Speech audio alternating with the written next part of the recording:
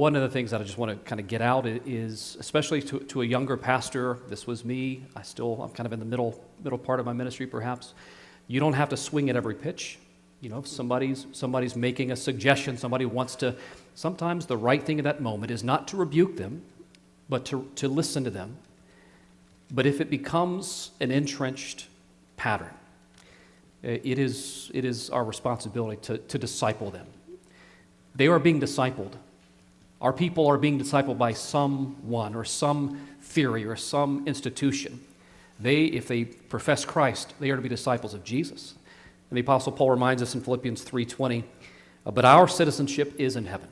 And again, so I read that text, but I also read it in line with 1 Peter and what it looks like to live as upright, godly citizens, peaceful. That's Timothy, but also Peter there admonishing that believers, we are exiles now, and we need to live well. We need to represent Christ well. And so our silence can be complicity sometimes, so we need to be mindful of that.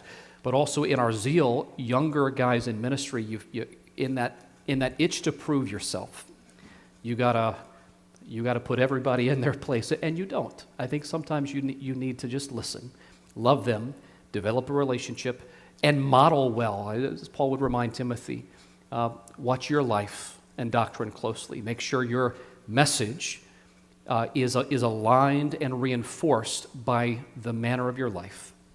And I think that's a part of discipleship too. It's not just getting it right verbally. It's living it well as far as being a disciple ourselves.